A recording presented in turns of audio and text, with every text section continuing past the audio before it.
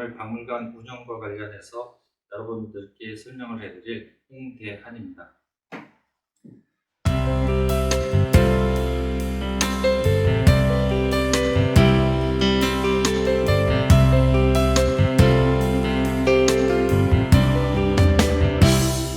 오늘 여러분들에게 드리고자 하는 것은 박물관의 이 설립 배경, 그리고 박물관의 운영 방식, 그리고 박물관의 핵심이라고 할 수 있는 유물은 어떻게 수집이 되고 보관이 되고, 그리고 어떠한 절차를 거쳐서 이것이 활용이 되는지, 이런 이제 일련의 내용들 갖다가 이 말씀을 드리고자 합니다.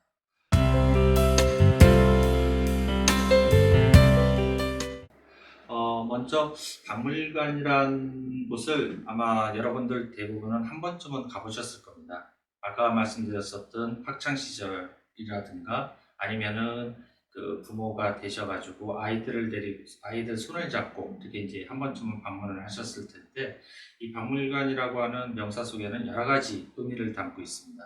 유물을 보관한다라고 하는 그런 의미도 있지만은, 최근의 박물관 경영에서는 유물이 없는 경우에도 박물관이라고 하는 명칭으로 부르기도 합니다. 그런 경우에도 역시 이 박물관 고유의 기능은 함께 수행을 하고 있습니다. 그러면 아마 여러분들은 의문을 이제 가지실 수도 있죠. 유물이 없는 곳인데 어떻게 이제 박물관이 될 수 있느냐. 과거에 이제 전통적인 박물관은 유물을 중심으로 해서 전시와 그것과 연계된 교육이 가장 이제 핵심적인 그런 이제 운영 목표였었는데, 최근의 박물관은 이 유물과 함께 그것을 이용해서 펼칠 수 있는 이 교육이라든가 또는 이 다양한 사람들의 하나 이제 구심체적인 그런 이제 기능들이 부각이 되고 있기 때문에 실제상으로는 이제 유물이 없는 그런 이제 박물관들도 등장하고 있습니다. 최근에 이제 코로나 이런 이제 상황 때문에 온라인 이제 박물관들이 이제 주목을 받고 있는데, 가상의 공간 속에 이제 박물관을 구현을 하는 것이죠. 이때도 실제 있는 박물관을 온라인에다가 구현하는 방법들도 있고, 없지만은 가상으로 실체는 없지만 온라인 속에다가 일종의 사이버 박물관을 구성하는 경우들도 있습니다. 그래서 오늘 여러분들과 함께 이제 살펴볼 이 박물관이라고 하는 하나의 이제 정체성, 그리고 또 박물관은 아까 말씀드렸던 대로 가장 핵심적인 것이 이제 유물이라고 했는데, 이 유물의 어떤 이제 수집 절차라든가 관리 상황들, 그리고 이러한 유물들을 다루는 흔히들 이제 학예사라고 하는데, 뭐 영어로는 이제 큐레이터라고도 이제 표현을 하기도 합니다. 근데 이제 한국에서는 보통 이제 학예사라고 하지만은 이 서구의 그런 이제 역사를 이제 300년 이상 갖고 있는 이제 서구 박물관 같은 경우에는 이 학예사들이 더 세분되어 있습니다. 이 전통적인 큐레이터, 에듀케이터, 그 이외에 이제 도슨트라든가 아니면 레코더, 또는 기타, 그래서 한 10여 종 이상의 그런 어떤 이제 직종으로 이제 구분을 하고 있는데, 한국에서는 이제 편의상 학예사라고 하는 이제 명칭으로 부르고 있기도 합니다.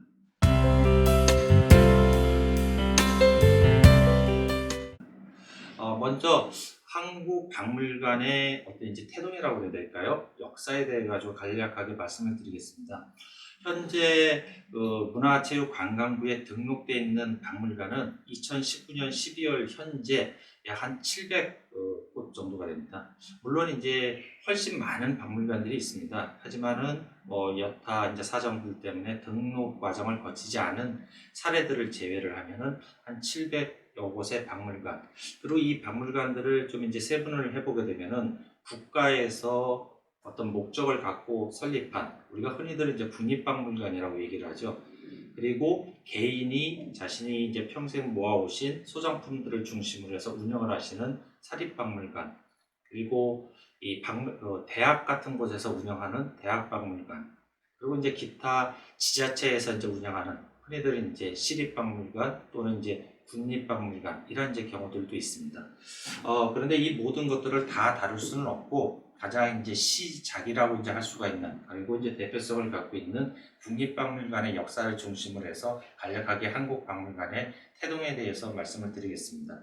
한국박물관이 언제 처음 시작됐느냐, 이 기원에 대해서는 조금 이제 이론이 있습니다. 왜냐면은 시작은 일제강점기부터 시작이 되는데, 그것을 이제 우리 박물관의 역사로 볼 것이냐, 아니면은 이제 일제강점기 때 이제 상황이고, 그래서 하나의 이제 기원으로 이제 볼 것이냐, 큰 문제는 아니라고 생각을 하는데 입장에 따라서는 이제 좀 달라질 수가 있죠. 만약에 이제 일제 강점기까지 포함을 한다 그러면은 이 대한제국 시기 때 대한제국이 이제 일본에 의해 가지고 이 국권 갖다가 이 빼앗긴 이후에 이 조선 왕실에 소속되어 있는 여러 가지 재산이라든가 행정적인 업무를 담당을 하기 위해 가지고 이 왕직이라고 하는 하나의 이제 기구가 설립이 됩니다. 물론 당연히 통제는 조선 총독부에 의해 가지고 통제를 받았었겠죠. 이 왕직에서 그 조선의 이 당시 이제 서울에 있었던 궁궐의 여러 이제 현재의 개념으로 보게 된다 그러면 유물이라고 할 수 있는 것들을 한 곳에 모아놓는, 그리고 또 전국에 흩어져 있는 이 왕릉에 관계된 여러 유물들을 갖다가 이 수집을 하게 됩니다. 그래서 이제 이것을 갖고 이왕직 박물관이라고 하는 것을 이제 개관을 하게 됐었고, 이곳에서 이제 최초의 그런 어떤 이제 박물관과 같은 기능들을 담당을 했었습니다. 이후 1917년도 조선 총독부가 이 조선 갖다 이제 병탐을 한 지 이제 10여 년의 이제 시간이 흐른 후에 조선의 어떤 경제라든가 이런 것들을 발전을 이제 시켰다라고 하는 것을 이제 선전을 하기 위해 가지고 조선불산 공진회라는 것을 개최를 합니다. 바로 현재의 경복궁 위치죠. 그래서 아마 여러분들은 지금 이제 서울 경복궁을 가시면은 아주 우람하게 이제 복원이 돼 있는 그런 이제 경복궁의 모습을 보실 수는 있지만은 1917년만 하더라도 그곳에다가 일종의 박람회를 개최를 하기 위해 가지고 대부분의 궁궐 건물들이 흘려버렸었습니다. 그래서 이제 그곳에다가 여러 이제 유물들을 갖다가 이제 전시를 했었었고, 그리고 이것이 이제 뒤에 가게 되면은 이 조선 총독부, 지금 이제 보시게 되는 조선 총독부 박물관으로 이제 통합이 되게 됩니다. 그래서 이것이 이제 1920년서부터 1945년 우리가 이제 광복을 맞을 때까지 계속 이제 이어지게 되는 것이죠.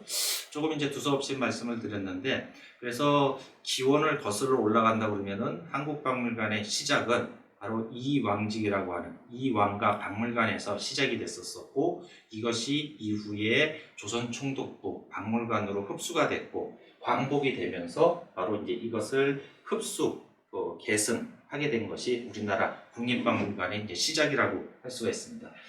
그리고 이제 국립박물관은 흔히들 여러분들은 국립중앙박물관 이런 아마 호칭이 익숙하실 수가 있는데, 실질적으로 국립중앙박물관보다는 법제상으로는 국립박물관입니다. 그리고 그 국립박물관에서 하나의 중심적인 기능을 담당을 하는 것이 지금 용산에 있는 국립중앙박물관이고, 다른 말로 표현을 하게 되면은 국립서울박물관이 되겠죠. 왜냐하면은 국립박물관 법에 따라 가지고 각 지자체, 도 단위 지자체에 설립되어 있는 곳이 지금 이제 국립박물관들이기 때문에 그 이제 경주라든가 그러면 이제 국립경주박물관, 광주에 있으면은 국립광주박물관, 이런 개념으로 설립이 된 것이 국립중앙박물관입니다. 하지만 이제 아무래도 좀 이제 대표성이 있고 규모 자체가 크다 보니까 국립서울박물관이라고 하는 명칭 대신에 중앙박물관이라고 하는 그 용어들을 사용을 하고 있습니다. 그런데 이제 광복 당시에도 보게 되면은 이 조선 총독부 산하에 서울에 있었던 조선 총독부뿐만 아니라 각 지방의 공주라든가 개성이라든가 이런 주요 곳곳에 소규모 박물관들이 있었습니다. 이 박물관들이 그대로 역시나 이제 흡수가 계승이 돼가지고 현재의 지방 국립박물관으로 발전을 하게 된 것이죠. 그래서 이제 1945년도 광복, 그리고 이것이 아주 초보적인 그런 이제 박물관 규모로 운영이 되다가 1950년 이 국립민족박물관 남산분관이라는 곳으로 통합이 됩니다. 여기서 보시는 것처럼 명칭상에서 국립중앙박물관이라든가 아니면 이제 국립박물관 이런 용어를 사용을 하지 않고 민족박물관이라고 하는 용어를 사용을 했었는데, 일제강점기 때 이 조선총독부 박물관의 어떤 성격이 좀 강했다라는 것을 부가적으로 설명을 드려야 됩니다. 왜냐하면 이제 2차 세계대전 또는 이제 그 앞서가지고 20세기 전반기 때 서구 세력들이 이제 식민지 갖다가 확대하는 과정에서 보게 되면은 공통적으로 우람한 규모의 박물관을 건립을 합니다. 그 박물관의 목적은 식민지를 확대를 하면서 식민지에 있었던 유물들 갖다가 이 식민 모국에서 전시한다라고 하는, 뭐 어떻게 보게 되면은 이제 1차원적인 그런 이제 그 성격들도 갖고 있었지만은 대부분이 보게 되면은 식민지 국가의 유물들은 기술적으로 역사적으로 우리보다, 즉 그 식민지 갖다 정복을 했었던 식민 모국보다 열등하다, 이런 이제 인식을 기반으로 해가지고 전시라든가 교육이라든가 이런 것들이 이루어졌습니다. 그래서 이제 대부분 어떤 이제 인류학적 관점 속에서 그런 전시라든가 이제 수집 행위들이 이루어졌었고, 그러다 보니까 일본이 운영을 했었던 이 조선총독부 박물관 역시나 일본이 이 조선에 비해 가지고 우월하다, 이런 개념 속에 서구인들이 행했었던 어떤 이제 민족 지처 또는 이제 인류학적 관점 속에서 박물관 운영을 했었던 성격이 강했습니다. 그래서 이제 명칭에서도 이것이 이제 후에 이제 바뀌게는 되지만은 국립민족박물관이라고 하는 그런 이제 하나의 일시적인 그런 이제 상황들 갖다가 만들어냈었죠.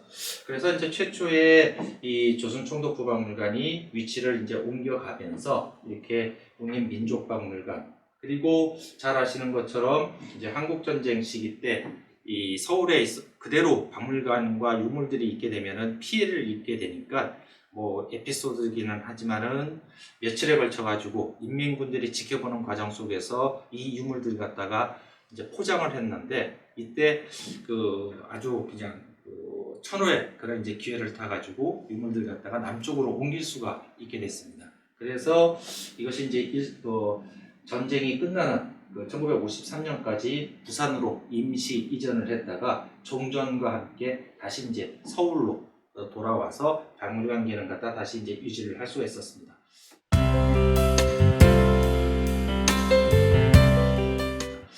그리고 이제 1950년대 이후에 한국 박물관에 어떻게 보게 되면은 하나 이제 큰 변혁이라고 이제 할 수가 있는데, 1957년 그 워싱턴을 비롯해 가지고 미국 8개 도시를 갖다가 이제 순회를 하는 한국미술 특별전이라고 하는 그런 이제 그 전시가 있었습니다.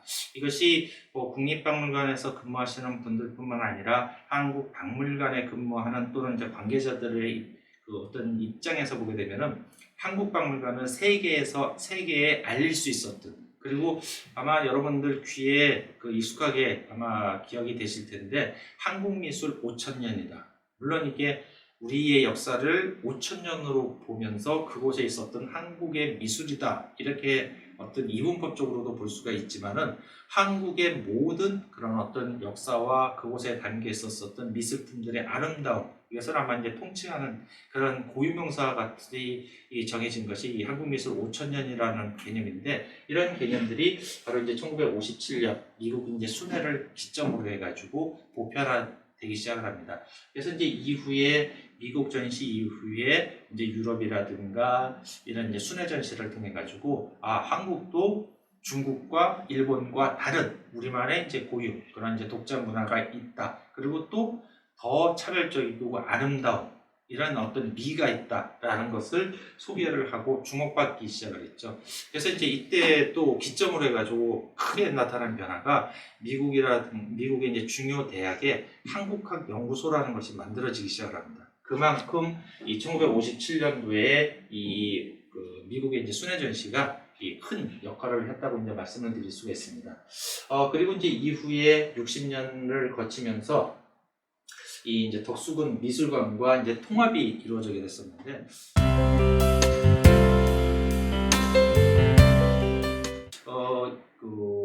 박물관에 이제 관심을 가지시는 분들은 조금 이제 색다르게 생각하실 수는 있겠지만은, 박물관과 미술관의 차이가 뭐야? 이렇게 이제 궁금증을 갖고 계신 분들도 있으실 겁니다.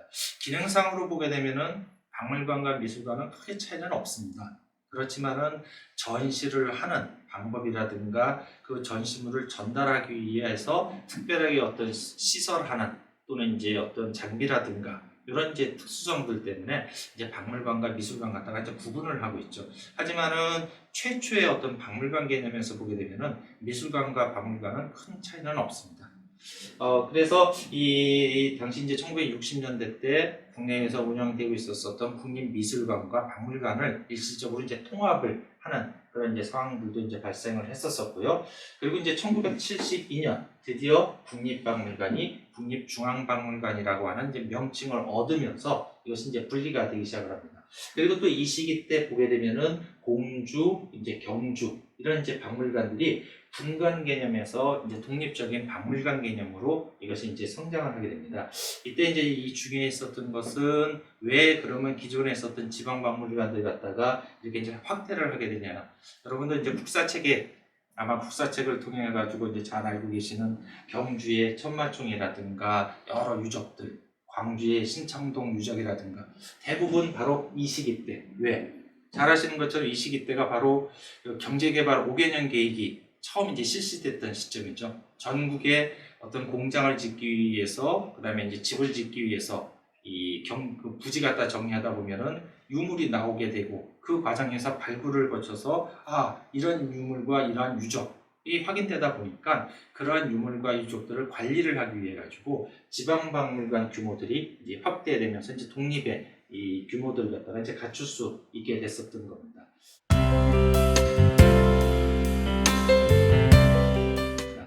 자, 그리고 이제 80년과 이제 90년을 이제 거치면서 기존에 없었었던 이제 대구박물관이라든가 1994년 대구박물관 그 설립 이전에는 그 경상북도 지역의 어떤 박물관 업무는 국립경주박물관에서 담당을 했었죠. 이것이 이제 점점 지역이 확대가 되고 유물 출토 수량이 증가를 하니까 이것이 이제 하나의 이제 분리가 이제 이루어지기 시작을 했습니다.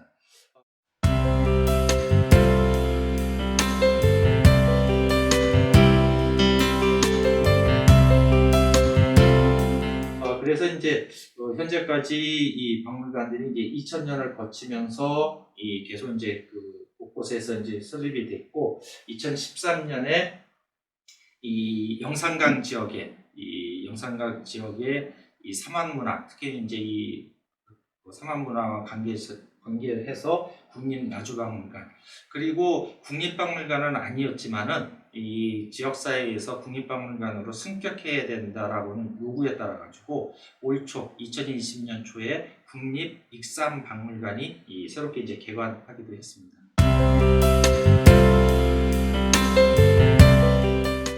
간략하게 이 국립박물관 중심으로 해서 이 박물관의 연역 갖다가 말씀을 드렸고요. 그러면 박물관이라는 곳은 어떠한 기능을 갖고 있느냐?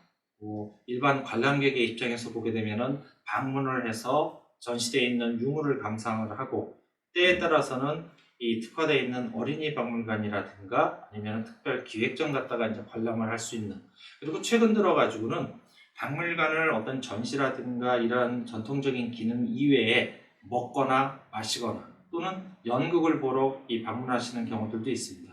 여러분들 이제 국립 용산에 있는 그 중앙박물관 같은 경우에는 용이라고 하는 대규모의 그런 이제 극장 시설을 갖고 있죠. 그래서 이 박물관이 이 전통적인 이제 전시 기능에서 이제는 이제 엔터테인먼트 기능들까지도 더 이제 결합되는 그리고 유럽에 있는 고호 박물관 같은 경우에는 유물이 평상시에는 그 고유의 작품이 한 10점 정도밖에는 전시가 안 돼 있어요. 한 달을 주기로 해가지고 이제 작품들이 교체가 되는데 대부분 사람들은 이 고흐박물관 갔다가 방문하는 이유가 그림도 있지만은 그곳에 커피 맛이 그렇게 맛있답니다. 그래서 그 주변에 계신 분들은 커피를 마시기 위해서는 고흐박물관에서 만나자. 이것이 하나의 뭐 일상이 돼 있듯이 어떻게 보면 이제 가장 이제 친근한 그런 이제 만남의 장소가 또 이제 박물관이라고도 이제 할 수 있습니다.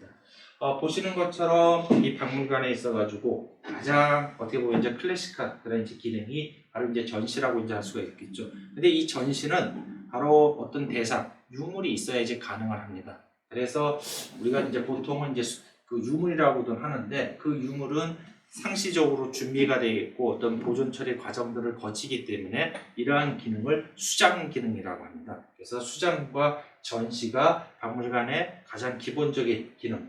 그리고 또 하나 이것을 통해 가지고 교육을 그 유물이 갖고 있는 가치 갖다가 전달을 하기 위해 그리고 또 이 전달도 단순 소개가 아니라 여러 유물들을 같이 이제 결합을 해가지고 어떤 이제 소기의 목적 그러니까 단순하게 어떤 도자기 한 점이라고 했었을 때는 그 작품이 갖고 있는 아름다움이라든가 제작 기법만을 전달할 수가 있지만은 청자라고 했었을 때는 이 박물관이 갖고 있는 청자들과의 하나의 연계성 속에서 어떤 교육 행위들이 이제 가능하게 되는 것이죠. 그리고 뭐 어린이 박물관이라든가 하나의 놀이를 통해 가지고 박물관에 갖고 있는 유물들의 어떤 이제 가치들을 갖다가 이것을 이제 전달하는 그런 방법들이 있습니다.